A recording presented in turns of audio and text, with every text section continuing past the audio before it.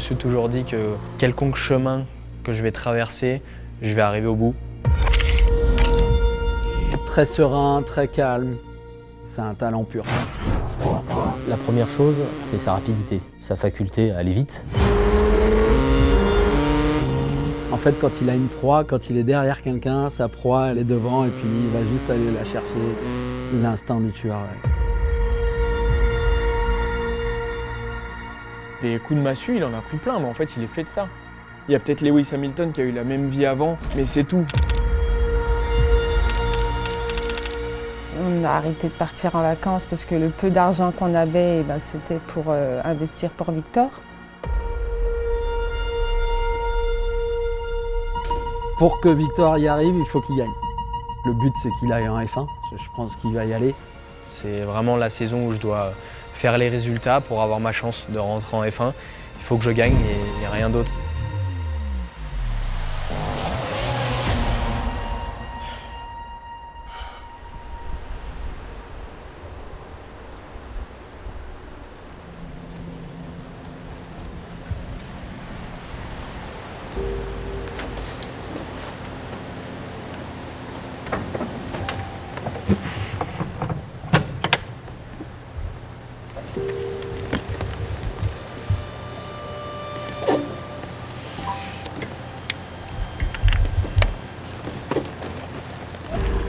Dès tout petit, le sport, ça a été sa raison de vivre en fait. Victor, tout ce qui touche, il est super fort. Il a fait du baseball. S'il voulait jouer aux États-Unis, il y allait. Il a fait gardien de foot, il a été à Clairefontaine. Il a fait du judo, il a gagné un tournoi international en Belgique. À chaque fois, c'était ah mais ton enfant, il est incroyable. J'ai été champion de France de gymnastique à 10 ans. Mais en découvrant le karting, j'ai décidé d'arrêter et on va dire je prenais plus autant de plaisir qu'avant. Ça a été difficile déjà de prendre une décision parce qu'on savait tous qu'on n'avait pas le budget et pas seulement mes parents et mon frère, vraiment mes oncles, mes tantes, mes grands-parents, on savait tous qu'on n'avait pas le budget. On partait avec notre petit camion et une remorque, voilà, et on partait toute la famille pour 4 jours, parce que les compétitions démarraient le jeudi. J'avais l'entreprise, j'avais un petit camion, donc je profitais déjà de ça pour pouvoir que les coûts soient moins élevés. On arrive avec les outils dans les seaux de ciment, des outils de maçon pour du sport auto, où on parle de performance normalement à chaque fois. Sois sérieux. Dès le départ, il était incroyable, quoi. Les parents ils me disent « mais il vient d'où ton fils ?» Je dis « bah c'est la première fois qu'il fait du kart ».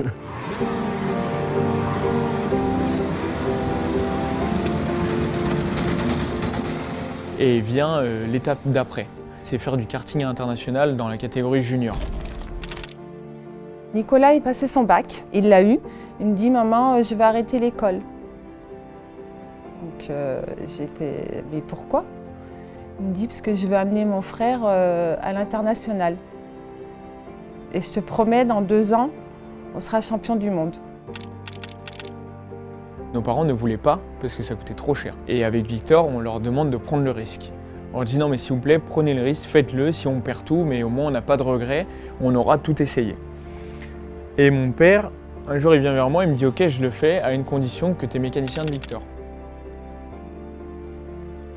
On lui crée un camion que j'avais dans l'entreprise pour pouvoir qu'il parte en karting avec son frère, donc aménager karting. La semaine, c'est un camion de maçonnerie pour les gars que j'avais, et puis le week-end, c'était le camion de karting. Et à 18 ans, je fais 80 000 km sur l'année, en camion avec Victor à côté de moi. Donc la nuit, le jour, pour aller sur toutes les pistes d'Europe.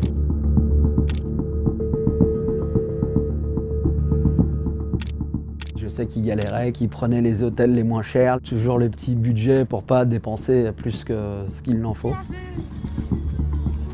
Première course, on arrive avec notre petit camion. Avec Victor, on se fait pipi dessus, clairement.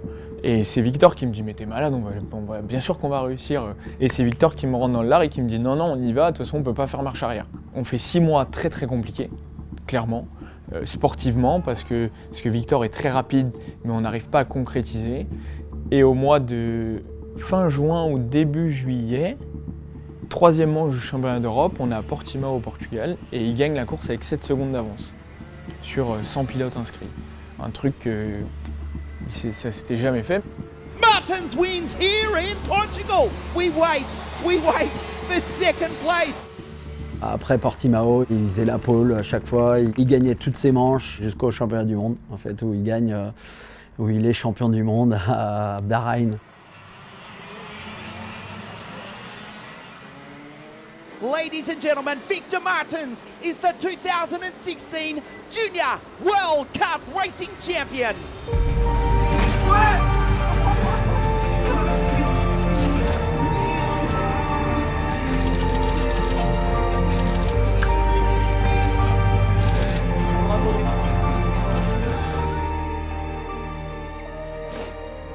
Et à ce moment-là, attends. J'en ai jamais parlé en fait. T'as eu 6 mois de galère. T'as eu un père qui sacrifié, c'est même pas assez fort comme mot, je pense. Il faut savoir que la semaine de Portimao, le lundi, il y a les huissiers à la porte en fait. Et c'est Victor qui leur dit non, vous rentrez pas parce que je suis là et je connais les règles. Je me rappelle de souvenirs où j'étais tout seul à la maison, où j'avais les huissiers qui venaient pour tout prendre, tout simplement, dans la maison parce que l'entreprise était endettée à des chiffres énormes et que je pense que c'est beaucoup le karting qui l'a mis dans cette situation-là. Une 42 à peu près.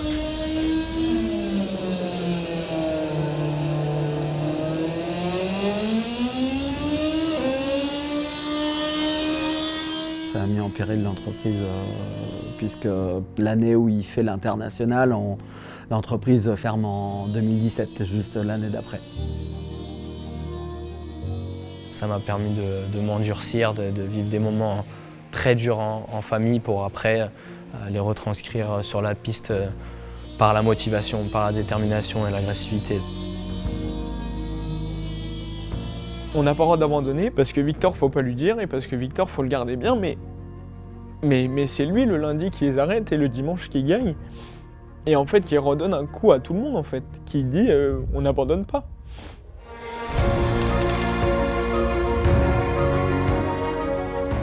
Après cette course-là, il y a mon grand Nico qui me dit « Papa, je vais te donner des noms et surtout tu réponds tout le temps au téléphone. » Et le 23 décembre, mon père il a le téléphone qui sonne et c'est Fred Vasseur qui l'appelle. Bonjour Monsieur Martins, je me présente, je veux vous rencontrer 3 janvier à Viry-Châtillon chez Renault. À ce moment-là, il est directeur de Renault F1, mais personnellement, il veut amener un jeune français en Formule 1. Ils ont dit « On prend en charge votre enfant de la F4 jusqu'à l'amener en Formule 1. »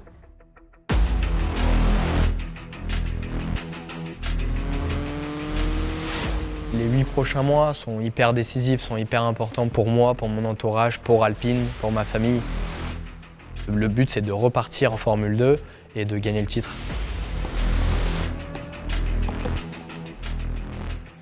Faut pas être très bon, faut être exceptionnel pour pouvoir y aller. Donc l'année prochaine, je pense qu'il a tous les outils dans les mains pour réussir l'année.